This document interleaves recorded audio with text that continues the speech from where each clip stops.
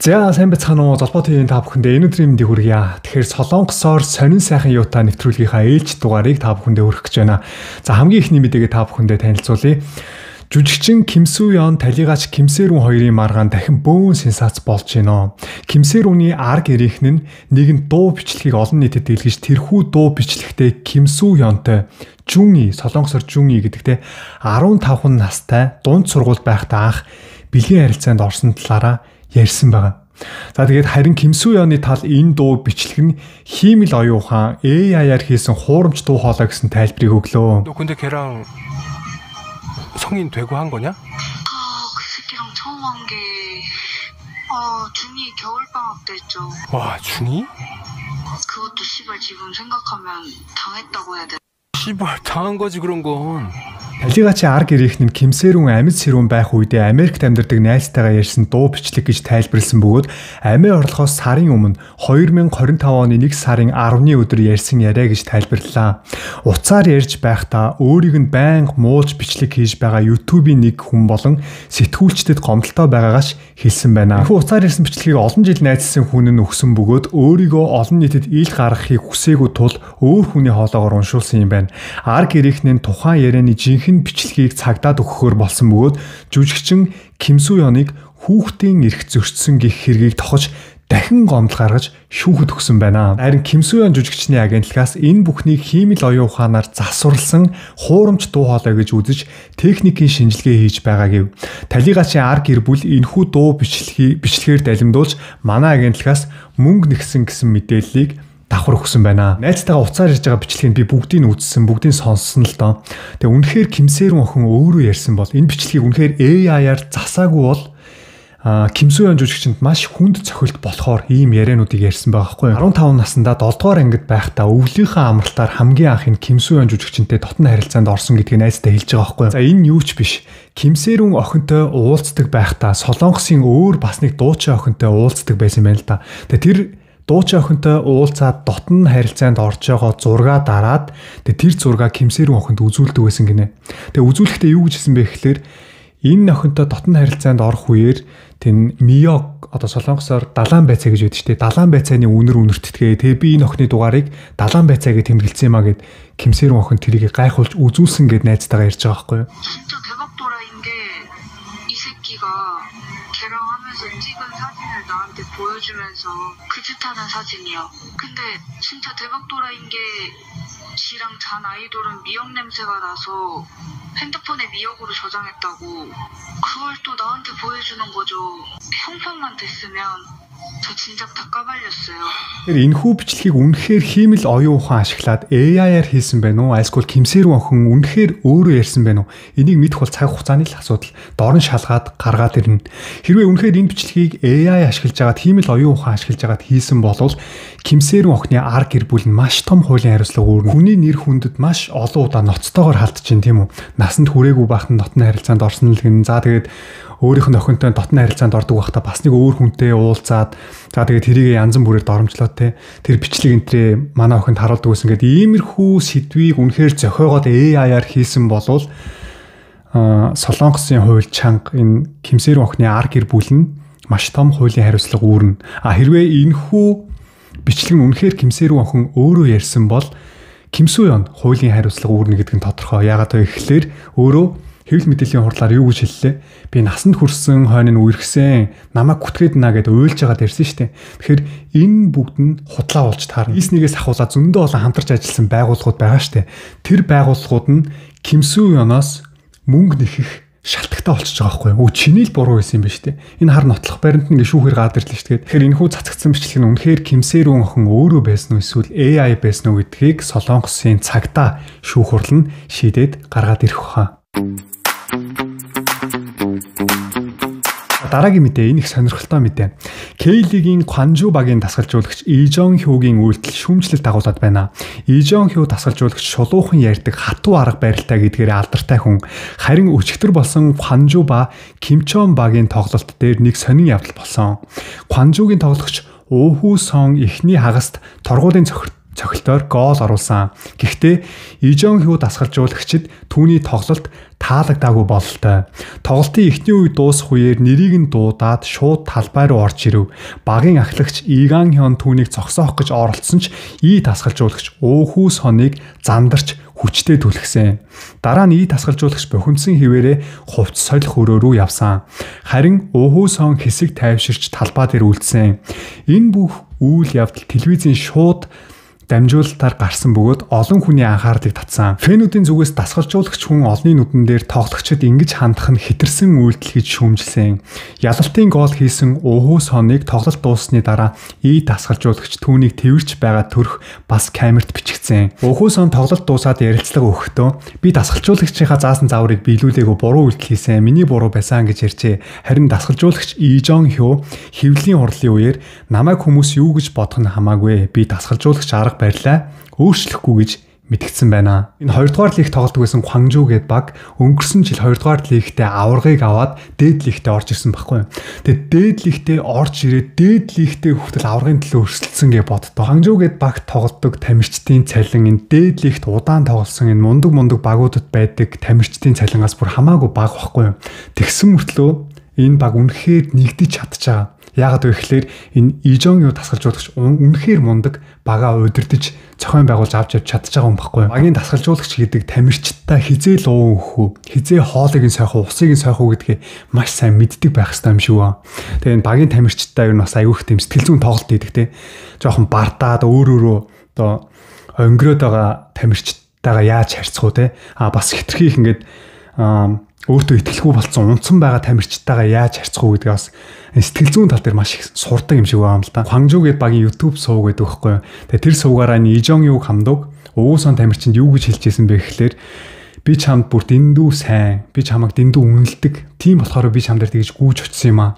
Би чамд хайргүй байсан бол, би чамайг үнэлдэггүй байсан бол би чам дээр гүйж очихчгүй. 2 дугаар үедээ би чамайг зүгээр сойлоо суулгачих байсан. Гэхдээ би чамайг үнэхээр сайн тоглодог, эннээс илүү чадна гэдгийг чи мэдж байгаа болохоор би уурлаад бухимдаад байгаамаа. Хоорондоо инээлтэд бэлтгэл хийж байгаа тэр бичлэгийг нь үзсэн. Ягаад ч юм энэ Ижон Хю дасгалжуулагчаас нэг тийм бага гэсэн сэтгэл, тэр тамирчтай гэсэн нэг хайр мэдрэгдээд байсан байхгүй юу. Тэгэд би энэ мэдээг та бүхэндээ хүргэе гэж бодсон юм аа. За дараагийн мэдээ. Хэрвээ үргэлжлүүлэн Солонгост амьдрахыг хүсвэл мөнгө өг гэж хууль бусаар оршин суугч гадаад иргэнийг айлхан сүрдүүлсэн нэгэн хүн цагдаад баригдлаа. Хачирхалтай нь энэ хүний үнэн төрхөн Сөүл хотын цагдаагийн газрын албан агч байжээ. Тэрээр Солонгост хууль бусаар амьдарч байгаа гадаад иргэний гэрт нь орж дарамтлж бороохоо гаргаж мөнгө өгөхгүй бол баривчлна гэж айлгсан байна. Эхлээд 2 сая вон өг гэж шаардсан боловч гадаад иргэнд мөнгө байгаагүй тул сая 500 болгоод өгөхгүй болохоор нь сая вон болгож буулгасан байна. Гадаад иргэнд мөнгө байгаагүй тул бэлэн боломгц холбоо бариараа гээд гадаад паспортыг нь аваад явжээ. Хууль бусаар амьдарч байгаа гадаад иргэний гэрийг цагдаад зааж өгсөн хятад иргэн цагдаад баривчлагдаад түүний мэдүүлгээр жинхэнэ цагдаа ийгийгч мөн баривчлагджээ. Тэрээр би хөртөө байсан, буруу шийдвэр гаргасан хэмээн бурууга хүлээсэн байна. Прокурорын газраас энэ цагдааг сүрдүүлж мөнгө нэгсэн болон ажлаа зөв бусаар ашигласан хэрэгээр яллаж хорьсон. Би цагдаагийн ажлаасаа халагдсан бөгөөд энэ сард анхны шүүх хурал нь болох гэж байна. Солонгост гумуун гэж ярьдаг байхгүй юу? Төрийн албаагч болно гэдэг тийм амар биш. Ялангуяа цагдаагийн ажилтан болно гэдэг маш олон шалгалтууд өгж тэрэнд тэнцжээж цагдаа болох боломжтой байдаг. Төрдөө тангараг өргөөд энэ гоё мэрэгчлээ болчоод яагаад ийм хариуцлагагүй үйлдэл хийсэн бол те. Тэгээд Солонгосын хууль нь бол чанга энэ хүнийг одоо баривчлаад эх сард шүүх хурал нь болох юм байна. За дараагийн мэдээ. Цэргийн албанаас амралтаараа гарч ирсэн хүүгээ тосхоор явж байсан ээж зам тээврийн осолд орж амиа алджээ. Өчигдөр Инчон хотын Намдон дүүрэгт нэгэн согтуу жолооч согтуугаар жолооны үнэмлэхгүй машин жолоодож байгаад ноцтой осол гаргасан. 20 гаруй настай ээж их залуу архиусан үедээ машинаа барьж 8 игнэтэй зам дээр эсрэг урсгал руу орж давхисаар ирж явсан SUV машинтаа мөргөлдөжээ. SUV жолоодож явсан 60 настай эмэгтэй ээж жолоочийн хамт явсан 20-од настай залуу хоёр хоёулаа амиа алдсан байна. Цагдаагийн байгууллагын мэдээснээр нь өмнө нь ч согтуугаараа жолоо барьж баригдаж байсан бөгөөд жолооны эрхээ хасуулсан байжээ. Эрхэн түтгэлдсэн байхад ч дахин архиугаад машин барьсан байна. Хамгийн эмгэнэлтэй нь амиа алдсан эмэгтэй тэр өдөр цэргээс амралтаараа гарч ирж байсан хүүгээ тосох гэж явсан ээж байсан ажээ. Одоогоор ээийг согтуугаар жолоо барьж хүний амьд хүрсэн хэрэгээр баривчилж шалгаж байна. Энэ ээг их залуу ухаан мэдрэлийн алдсан согтуугаараа машин барьж явж хагаад шууд урсгал сүрж ороод машинтаа мөрүүлдсэн байгаа хгүй. Тэгээ өөрөө өмнө нь бас согтуугаараа машин барьж явж хагаад аваар усл гаргаад жолооныхоо үнэмлэхийг асуулсан байсан. Хүүхдэд тосох гээд явж исэн 60 настай эмэгтэй тэгээ хажууд нь суугаад явж исэн 20 гаруй насны залуу хоёулаа амиа алдсан байгаа хгүй. Тэгээ хажууд нь суугаад явж исэн залуу нь дүүн л байсан юм шиг байгаа бодвол тэгээ ийм харамсалтай хэрэг бас Солонгост гарсан байна. Яг иймэрхүү өмжүүн согтуугаараа машин барьж явж байгаад ийм том аваар осол гаргасан гэсэн мэдээг үзэнгүүт бүр дотор сонирн болдог байхгүй пал гээд би яг ингэж болох байсан байхгүй. Яг ингээ эргээд харахаар ёстол намайг бурхан харж үтсэн байх л гэж боддоо шүү дээ. Би чинь машин мөрөгчөө зүхтаацсан шүү дээ. Тэгээ тэр мөргүүлсэн машин миний араас хөөгөө цагдаа дуудаа. Цагдаагийн машинэр миний араас хөөгөөд тэгээд намайг бүсэлж авч байгаад миний машиныг зогсоож исэн байгаа байхгүй. Тэгээ би тухайн үед юу ч санахгүй байгаа ш тасарсан байсан байгаа байхгүй. Тэгээ тэр хол цухтааж явж байгаад хүн мөрөгцөн бол яа, хүн бэртээцэн бол яа, хүний амьд хүрсэн бол яа. Хамгийн сонин би тухайн үед огт согтуугаараа машин барьж явдггүй байсан гэж боддоо. Ганц удаа архиугаад машин барихад яг тийм аваар ослолж байгаа шүү дээ. Үнэхээр аюултай. Залуучуудаа анхааруулаад хэлэхэд баяр найрт явах гэж байгаа бол ямарваа нэгэн архиух газар руу явах гэж байгаа бол анханасаа машина битгий авч гараарай. За үнэхээр машина аваад очсон бол архи уухаасаа өмнө тэр төлхүүрээ найзтай өгөөд энийг над битгий өгөрөөч тийм үү бүр гадагшаа аваа шиддэг ч юм уу цонхороо Тэгэхгүй бол хүн яадаг вэ гэхлээр архиухаараа зориг орчдөг хөхгүй. Архиухаараа юу хийж байгаагаа мэдхээ болчдөг. За би машина барихгүй дэ гэж бодож байгаад архиугаад эхлэхээрээ өөр бодол ороод ирдэг хөхгүй. Нөгөө хүн чинь архиугаад энэ тархин контрол алдаад зориг ороод юу ч хийсэн яад ингээд нэг сонирн болчдөг шүү дээ. Тэр үедээ хүн алдаа маш их гаргадаг хөхгүй. Ер нь боолж өгөөлөө шүү дээ. Архи битгий юу. Хамгийн зөв арга бол архинаас л хол юу. Архи битгий амс. Ерөөсөө өөрийгөө тэр ямарваа нэгэн муу юмд орох тэр нөхцөл байдлыг битгий бүрдүүл. Архинаас хол байхад л болно. Нэрээ шүү. Би өөрөө энэ бүгдийг туулж үтсэн болохоор хэлээд байгаа байхгүй юу. Архи ямар их муухай үр дагавар, ямар их муу энерги, ямар муухай зүйл рүү хүнийг уруу татдаг вэ гэдгийг би өөрөө амьдралаараа үзсэн юм болохоор хэлээд байгаа байхгүй юу. Би одоо архийг амандаа хүргээгүй 7 сар болж байна. Цааш ч гэсэн би архиухгүй. Архийг амандаа хүргэхчгүй, амсахчгүй. Яа архиухгүй хаа ямар гоё юм бэ. Нэр ихнээс хол явах юм бол нэр үнэхээр гоё юм биш үү. Very very good, unbelievable. За дараагийн мэдээ. Би энэ хүүхдийн ээж нь хэмээн шүүхэд нэхэмжлэл гаргасан нэгэн тээгч ихэд дээд шүүхээс та ээж нь биш гэж анх удаа шийдвэр гаргалаа. Яагаад ийм шийдвэр гарсан юм бэ? 2000-ад оны ихээр ээгийн эмэгтэй нэгэн хосын хүсэлтээр тээгч их болж хүүхэд төрүүлж өгсөн байна. Хүүхдийг төрүүлснийхэн төлөө 80 сая воныг төгрөгөөр 200 сая төгрөг авсан байна. Гэвч дараа нь дахин мөнгө нэгсээр нийт 500 сая вон буюу 1 тэрбум вон 300 сая төгрөг авчээ. Ээж нь анханасаа би ээжийн эрхээ эдлэхгүй гэж бичгээр ам өгсөн байсан. Гэтэл сүүлд би ээж нь мөнгө гэж шүүхэд нэхэмжлэл гаргана гэж эхнэр нөхрийг сүрдүүлж дахин 650 сая вон нэгсэн. Хосууд энэ удаад мөнгө өгөхөөс татгалцсан. Тэгсэн гихч тээгч их хүүхдийн төрсөн түүхийг интернетэд нийтэлж үүнийг мэдсэн хүүхэд сэтгэл санааны цочролд орж гадаад руу явсан байна. 2022 онд дахин би ээж нь гэж шүүхэд нэхэмжлэл гаргав. 1 болон 2 дугаар шатны шүүх түүний талд шийдэж төрүүлсэн хүн нь ээж нь мөн. Мөнгөөр хүүхэд дамжуулах гэрээ нь хууль бус гэж тайлбарлсан. За гэтэл дээд шүүхээс хүүхдийн сайн сайхан амьдрал, сэтгэл санаа, тогтвортой байдал нь хамгийн чухал зүйл. Харин эмэгтэй өөрийн эрх мэдлээ мөнгөний төлөө ашиглаж хүүхдэд сэтгэл санааны хохирол учруулсан. Тиймээс би ээж нь гих шүүхэд мэдүүлэх эрхээ буруугаар ашигласан гэж үзэн нэхэмжлэлийг хүлээн зөвшөөрөөгүй. Энэ бол дээд шүүхийн түүхэнд анх удаа хүүхдийн эрхийг нэгдүгээр тавьж төрүүлсэн хүн байлаач ээж гэж хүлээн зөвшөөрөхгүй гэсэн шийдвэр байлаа. Энэ шийдвэр нь өрчлөлт, хөрөнгийн өвлүүлэлт, гэр бүлийн эрх зүй зэрэг олон салбарт нөлөөлж магадгүй гэж шинжээчид үзэж байна. Хосуудаа тохиролцоод хүүхдийг нь төрүүлж өгөөд тэр хөлсөөрөө 80 сая вон авчаад төгрөгөөр 200 сая төгрөг байхгүй юу? Тэр их хэмжээний мөнгийг авчаад тэг хүүхэд нь том болоод эхэлсэн. Хосуудыг дарамтлж эхэлсэн байгаа. Хэрвээ мөнгө өгөхгүй бол би хүүхдэд чинь би ээж нэ гэж үнэнгээ хэллээ шүү. Та хоёр наад хүүхдийн эцгийнх нь биш үсттэй гэд дарамтлаад нийт 500 сая вон авсан байвал яг уу 1 тэрбум 300 сая төгрөг. Үүгээр зогсохгүй дахиад 650 сая вон өг гэж нэгсэн байгаа байхгүй юу. За тэгээ нөгөө хосууд за энэ удаад өгч чадахгүй. Чи анханасаа гэрээ ихтэй тэгээ 80 сая вон лавна гэж хэлээ үстэй. Тэгээ чам зөндөл мөнгө өглөө штэ. Одоо болоо штэ хангалттай штэ гэсэн шууд интернетэд тэр хүүхдийн мэдээллийг цацаад тэгээ би чиний ээж ч гэдэг юм одоо ямар нэгэн мэдээлэл цацаад нөгөө хүүхэд нь мэдээд тэгээ бүүн цочролд ороод гадаад руу яваад гсэн байгаа байхгүй юу хүүхэд нь. Тэгэхээр энэ хүү шүүхийн шийдвэр Солонгост анх удаа төрүүлсэн ээжийг нь чи ээж нь бишээ гэсэн шийдвэр болсон байна. За дараагийн мэдээ энэ мэдээ 5 сарын өмнө гарсан мэдээ шүү. 5 настайдаа Монголоос ээжтэйгээ хамт Солонгост ирсэн Кан Тэ Хуан хүү хүүхэд наснаасаа Солонгос нэртэй болж Солонгос найзуудтай болж Солонгос хүн шиг өссөн. Гэхдээ бичиг баримтаар бол оршин суух ирэхгүй, хууль бус оршин суугч байсан. Түүний жинхэнэ нэр бол Тайван, харин Солонгос нэр нь Тэван байсан. Дунд сургууль байхдаа найзтайгаа муудалсан, найзын эцэг их нь цагдаа дуудаж өгнө гэхэд багш нь хэрвээ цагдаа ирвэл чамайг Солонгосоос албатан гаргаж магадгүй гэж хэлсэн. Тэр үеэс л өөрийгөө гадаад хүн гэдгээ гүн гүнзгий ойлгосон. Амьдрал нь болцоогүй байсан Тэван хүү нүүлгэлтийн ажил, үйлдвэрийн ажил хийж амьдардаг байсан. Бичиг баримтгүй учраас тогтмол найдвартай ажил хийх боломж хомс байв. Харин 2021 онд шинэ найдвар гарсан. Солонгосын хууль зүйн яамнаас өөрийн хүслээр гарсан бичиг баримтгүй цагаачтад дахин ирж оршин суух боломж олгоно гэж мэдгдсэн. Ингээд Тэван хүү Монголдо очоод дахин Солонгос руу орж ирж Чомбук Кимжээ хот дох нэгэн үйлдвэрт ажилд орсон.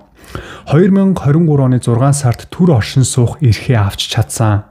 Хэдэн жил ажиллавал бүрэн суурьших эрх Ёнжуггон гэж ярьдаг те авах боломжтой байсан. Гэтэл 2023 оны 8 дугаар сарын 8-нд ажил дээрээ машин механизмын хооронд хавчуулагдаж харамсалтайгаар амиа алдсан. Тайван хүүгийн хүсэл цалингаа аваад машин худалдаж авч ээжтэйгээ хамт машинтаа зугаалах байсан. Тэрхүү хүслээч биелүүлж чадсан. Тэр ганцхан хүслээ биелүүлээд удалгүй ажил дээрээ харамсалтайгаар амиа алдсан байна. Тэван хүү шиг хүүхдүүд өнөөдөр Солонгост 20,000 орчим байдаг. Солонгост амьдрах хүсэлтэй байлаач энэ нийгмийн гишүүн гэж хүлээн зөвшөөрөгдгүй хүү хүүхдүүдэд арга хэмжээ авах талаар Солонгосын гадаад ажилчдыг хамгаалах төвөөс эсэргүүцэж арга хэмжээ авахыг төрөөс шаардсан байна. Солонгост багасаа амьдардаг байсан Тайван гэж залуу ажлынхаа газар осолд ороод харамсалтайгаар амиа алдсан байна. Уг нь бол Солонгост буцаж ирээд төр оршин суух визтэй болоод энэ ажилдаа энэ үйлдвэртээ дахиад хэдэн жил ажилласан бол Ёнжуггон гэж ярьдаг те. Солонгост байнгын оршин суух эрхийг авах гэж байсан юм байна. Тэгээ уг нь эхнийхээ цалинг аваад машин худалдаж аваад ээжтэйгээ драйв хийгээд ээжигээ гоё машинаар зугаалуулна гэжсэн хүслээ биелүүлээд тэр хүсэл нь хамгийн сүүлийн хүсэл нь байсан гэдэг энэ мэдээг үзчихээд бас үнэхээр сэтгэл өвдөж байлаа. За дараагийн мэдээ. Сөүл хотын метроны 6 дугаар шугамд болсон нэгэн сэтгэл хөдлөм үйл явдал.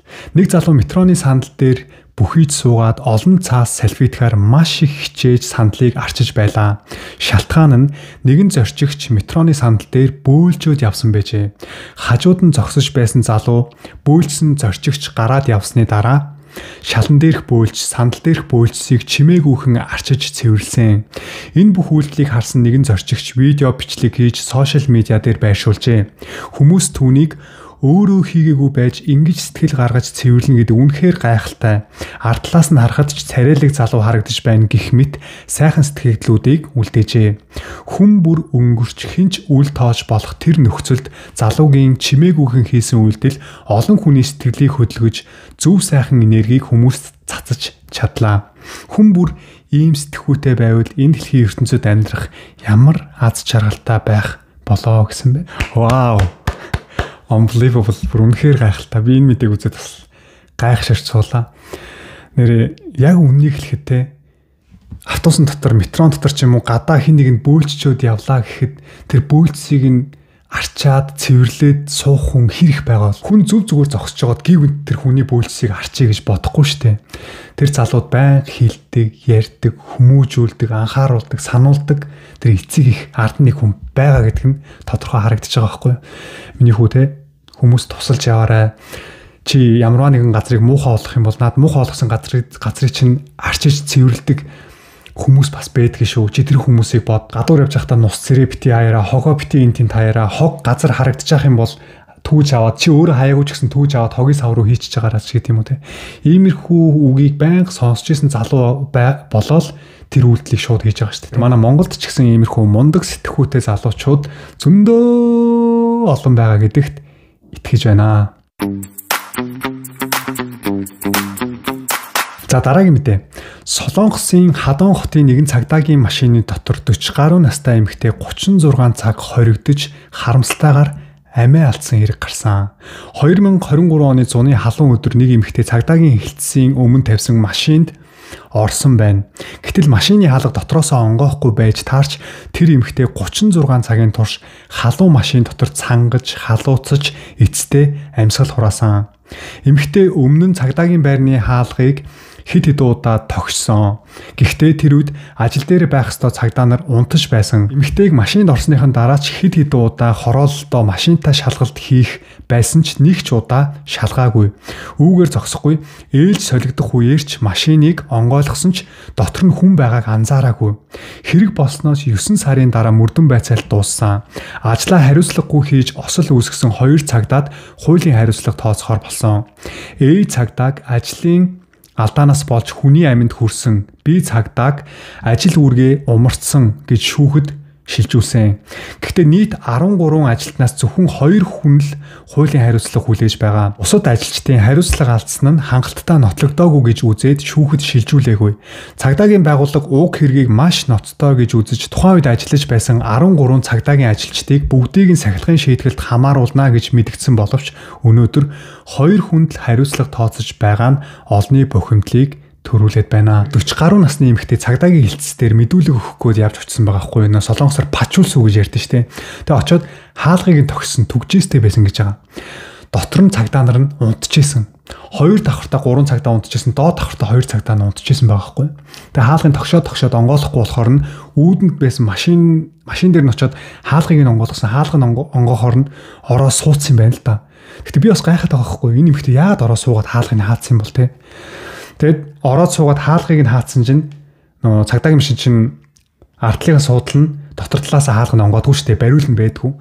Тэгээд гарч чадахгүй 36 цагийн турш энэ машин дотор байсан байгаа хгүй. Тэгээд Солонгосын 100 ямар аимшигтай халдаг байлээ те. Тэгээ машин дотор бол бүр ярих юм байхгүй штэ. Тэгээд цонхнууд нь бүгд хаалттай аимсгалж чадахгүй халуун тавчуу тэгээд нөх удаагүй ухаан алдаж унсан байх. Солонгосын цагдаагийн ажилчид ээлжээрээ сүнчаалт гардаг байхгүй. Сүнчаал гэдэг нь юу гэсэн үг вэ гэхээр хорооллоор эргүүл хийдин. Одоо нэгсэндээ янз бүрийн юм болж гинөө те аваар усл болж гинөө гэд эргүүл хийж явдаг байхгүй. Тэгсэн энэ цагдаа нар 36 цагийн турш тэр эргүүлдэж гараагүйгээ боддоо. Энэ цагдаагийн ажилчдын нөө ээлжин солигдно гэж байгаа шүү дээ. Тэгээ ээлжин солигдох үедээ машинаа шалгаа те бензин байгаа мó байхгүй мó ямар хэрэг бүртгэгдсэн тэр бүгдийгээ тэр ээлжин солигдож байгаа хүндээ тайлбарлаж тайлагнах хэрэгтэй байдаг юм байна л да. Тэгсэн тэр машиныг онгоолгоод зүгээр бензин байна уу юу шалгаж хаацсан байгаа байхгүй юу? Ард нь хүн байхад. Тухайн үед яг энэ хэрэг Солонгост аяар бөөн сенсац болж исэн. Тэгээд яг энэ хэрэгтэй холбоотой 13 цагдааг бүгдээрэнд нь хуулийн хариуцлага өөрүүлнэ те шүүхэд шилжүүлнэ гэж ярьж исэн. Өнөөдөр гэж өчигдөр гарсан мэдэн дээр нь харсан 2 хүн л хуулийн хариуцлага үүрж байгаа байхгүй. Солонгосоор энийг нэг гури жарги гэж ярьдаг байхгүй. Сүүл хэсгийг нь тастаж хаях. Багахан албан тушаалтаа нэг 2 хүнийг одоо бууны нохоо олгоод тэр 2 хүнд бүх хэргийг тохоод үлдсэн хүмүүс нь энэ хэрэгээс мултарчж байгаа байхгүй. Хүн ер нь хийж байгаа ажилдаа маш хариуцлагатай хандах хэрэгтэй гэдгийг бид нар дахин энэ хэрэгээс харж болж байна те. Ялангуяа төрд тангараг өргөөд ард иргэдийнхаа төлөө ажиллана гэд тангараг өргөөд ажиллаж байгаа төрийн албан агчид бол ажлаа маш хариуцлагатай хийх хэрэгтэй шүү дээ. Энэ олон цагдаагийн ажилч те 36 цагийн турш машин дотор нь хүн ороод өгцөн байхад мэдхгүй тэгээд эргүүлдэж харахгүй тэгээд унтаал амраал байжсэн байгаа хгүй. Ингиж хариуцлахгүй ажиллаж болохгүй шүү дээ. За хүнийг хилэлтгүү. Би өөрөө ч гэсэн ялгаагүй те. Би хэрвээ өмнөхөр энэ цагдаагийн ажилтан байсан бол хариуцлагатай ажиллаж чадах байсан уу? Миний ээлж ирэхдээ яг дүрмийн дагуу бүх юмыг шалгаа, цагдаагийнхаа машины ард хойдлын шалгаа тэр бүх юмыг тэмдэглэж аваад ийм хариуцлагатай ажилтдаг хүн байж чадах уу? Би золбоо би өөрөө те. Өөрсдөө л ер нь иймэрхүү юмдаас өнгөж харж явах хэрэгтэй юм шиг байна. За дараагийн мэдээ. Солонгосын ажилгүй залуучуудын тоо түүхэнд байгаагүй. Яа, Солонгос нэрээ түүхэнд байгаагүй юм их болж байна одоо энэ Солонгост. За уучлаарай. Солонгосын ажилгүй залуучуудын тоо түүхэнд байгаагүйгээр их болж нэмэгдлээ. 15-аас 29 насны залуус дундаас ажил хийхгүй байгаа хүмүүс 1.2 саяд хүрсэн байна. Тэд ажил хийхгүй зүгээр л гэртээ байж байдаг гэж хариулсан. Ажил хийхгүй байгаа гол шалтгаан нь юу вэ гэхээр та бүхэн сайн сонсож байгаарай. Ажил олдохгүй байна. Хоёрдугаар гэх юм бол шинээр ажилд авдаг газар цөөрсөн байна. Гуравдугаар гэх юм бол туршлага шаардаж байгаа ч туршлага олж авах боломж байхгүй байна гэж байгаа. За тэгээд туршлага олсон ч ажил олгогч үнэлдэггүй гэх мэт шалтгаануудыг тавьсан байна гэж. За тэгээд хамгийн том асуудал нь юу вэ гэхээр ажил хийдэггүй гэж хариулсан залуусын тоо сүүлийн 1 жилд 6,000 биш 60,000-аар өссөн гэж боддоо Солонгост. 2003 оноос хойш хамгийн өндөр үзүүлэлттэй гэж байна. Түүгээр зогсохгүй 30 настай хүмүүс дунд ч энэ хандлага ихсэж байна. Манусын үеийнхэн ч гэсэн ороод ирсэн байна. Өнгөрсөн сард ажилгүй 30-аад насны хүн 316,000. Энэ нь 1 жилийн өмнөхөөс 14,000-аар өссөн. 2023 оны 9 сараас хойш сар бүр 10,000-аас 50,000 хүнээр нэмэгдэж байна. Ажил оллооч 4 хүн тутмын 1 нь түр хугацааны ажил хийж байгаа. Товчхон дүгнвэл залуусын тоо багасж байгаа ч ажилгүй залуусын тоо улам нэмэгдэж байна. Солонгос хүүхдүүд төрхөө боллоо, хүүхдүүд байхгүй боллоо, Солонгос залуучууд байхгүй боллоо гэдсэн. Нөгөө байгаа хэдэн залуучууд нь ажилгүй болоод эхэлж байна. Тэгэхээр 15-аас 29 насны Солонгос залуучуудын энэ ажил хийхгүй байгаа гол шалтгаануудыг сонссон. Хамгийн нэгдүгээрт ажил олдохгүй байна гэж байгаа байхгүй юу? Би бол энийг эсэргүүцэж байгаа. Солонгост ажил олдохгүй байна гэж байхгүй байхгүй юу? Солонгост яаж хийж яагаад ямарваа нэгэн ажил олддог. Тэрийг зүгээр голоол хийхгүй байгаа Солонгосын залуучууд. Одоо энэ хүнд хүчээр биеийн хүчний ажлыг дандаа гадаад хүмүүс хийдэг шүү дээ. Бүгд гадаад хүмүүс. Солонгосын залуучууд биеийн хүчний ажил хийхээ болцсон байхгүй. Шинээр ажилд авдаг газар цөөрсөн гэж байна. Энтэй бол би санал нийлж байгаа. Солонгост ажлын байр эрс багасж байгаа. Яагаад вэ гэхээр одоо энэ AI гарч ирснээс хойш ажлын байр цөөрч эхэлж байгааг та бүхэн ч гэсэн ажиглаж байгаа бох тий. Одоо энэ Солонгосын Hyundai чадамжаа гэдэг Hyundai машины компани шүү дээ. Америкт байгаа Hyundai машины компани ажилчид нь бүгд роботууд болсон. Ороод харангуут хүн байдгүй. Ерөөсөө л роботууд бүх ажлыг нь хийж идэг. Тэгэхээр ирээдүйд бол угаасаа ажлын байр багасна. Дийлэнх ажлыг робот хийдэг болно, AI хийдэг болно. За тэр байтугай бүр одоо энэ шүүгч, өмгөөлөгч, сэтгэл зүйч ийм ажлуудыг хүртэл AI хийдэг болж магадгүй гэдээ яриад шүү дээ. Тэгэхээр ажлын байр багасна гэдэг нь бол тодорхой тийм үү? Туршлага шаардаж байгаа ч туршлага олж авах боломж байхгүй байна гэж байгаа байхгүй юу? Тэгэхээр энэ бас үнэ. Хүмүүс чинь ажилдаа орж ирээд ажиллаа хийж ижил туршлага хураа штэ. Тэгэхээр нөө ажлын газраас нь ямар шаардлага тавиад байгаа гэхэлэр туршлагатай хүн авнаа гэж суугаад байгаа байхгүй юу? Тэгэхээр энэ тэр ажлын газрыг буруутгахч бас боломжгүй. Яагаад вэ гэхэлэр тэр ажлын газар чинь мэдээж ажлаа сайн явуулахын тулд их мөнгө олохын тулд туршлагатай хүн авахыг л бодно штэ. Туршлагатай хүн туршлагагүй хүн байвал хэн туршлагагүй хүнийг авахыг бодох юм бэ? За би чамайг бодоод ажилдаа аваад туршлага хуримтлуулъя гэж хэлэх компани менежер захирал гэж байхгүй шүү дээ. Тэгэхээр бид нар яг бодит байдлыг харах хэрэгтэй байхгүй юу? Өнөөдрийн нийгэм яг ямар хүнийг ажилд авахыг хүсээд байна те. За дараагийн шалтгаан нь юу вэ гэсэн? Туршлага олсон ч ажил олгогч үнэлдэггүй гэх мэт шалтгаануудыг тавьсан байна гэж. Тэгээд энэ дээр бол нэг бас хүн ер нь хаа явсан газараа өөрөө л сэргэлэн, өөрөө л айхтар, одоо солонгосоор нүнчи балла гэж ярьдаг байхгүй юу? Өөрөө сэргэлэн байх юм бол хаач хоолоо олоод идчихнэ. Тэр хүн гадаадд ч амьдардаг вэ? Өөрийнхөө төрсөн нутагт ч амьдардаг вэ? Ямар ч ажил хийсэн бэ? Өөрөө сэргэлэн толгоогоо ажилуулдаг л байх юм бол хөдөлмөрлөж чаддаг те. Чин сэтгэлээс ажлыг хийдэг юм зан чанартай байх юм бол хаач хоолоо олоод идчихнэ. Би өөрт тохиолдсон явдлыг та бүхэнтэйгээ хуваалцъя л да. Би эдитертэй болох гэдэг байгаа байхгүй юу? Миний бичлэгийг янзалдаг хүн, ажилд авах гээд байгаа. Тэгээ би Insta story дээрээ ажлын зар оруулсан л да. Золбоо ТV-тэй урт хугацаанд хамтарч ажиллах эдитер ажилд авна гэд стори оруулсан. Над руу маш олон залуучууд холбогдсон. Дийлэнх залуучууд над руу юу гэж мессеж бичсэн бэ гэхээр хай мэдээлэл авъя. Ямар шаардлага тавьж байгаа вэ? Цалин хийдвэ? 7 хоногт хэдэн цаг хүртэл ажиллах вэ?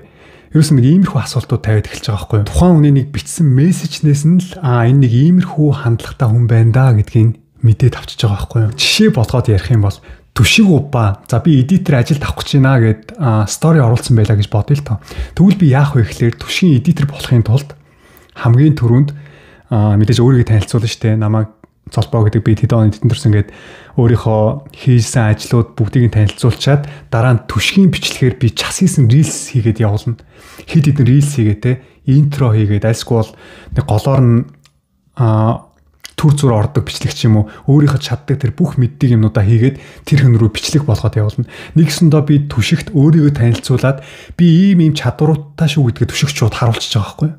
Тэгэхээр түшиг энэ хүн надад хэрэгтэй хүн юм байна. Ийм гоё бичлэг янзлчт юм байна. Би баг өөрөө те надад чи рилс хийгээд явуулах гэж шалгаагүй бахт өөрөө төрүүлээ сэтгээд над руу бичлэг энэ төр явуулаад энэ айгүй те юмыг ингээд сэрэг боддог, сэтгэдэг юмыг хий гэсэн юм сэтгэлтэй залуу байна гэж шууд дүгнчих واخгүй. Би түшигт үнэхээр хэрэгтэй хүн гэдгээ мэдрүүлчих юм бол хүссэн хүсээгүй түшиг намайг ажилдаа авна. Яагаад? Намайг авснараа түшиг цаг хожиж гин, бичлэгийнх нь чанар сайжирж гин, эдит нь хурдан явагдаж гин те. Тэр хэмжээгээр түшиг бас ордгон сайжирж гин. Энэ мэтчлэн хамт хөгжөөд явах боломжтой болчихж байгаа байхгүй юу. Тэгээ 1 сар өнгөрлөө, 2 сар өнгөрлөө, тэгээ 3 сар өнгөрлөө. Би өөрөө ч цалингаа нэмүүлэе гэж хэлээгүй багт. Түшиг өөрөө барыг над төрүүлээ санал болгоно.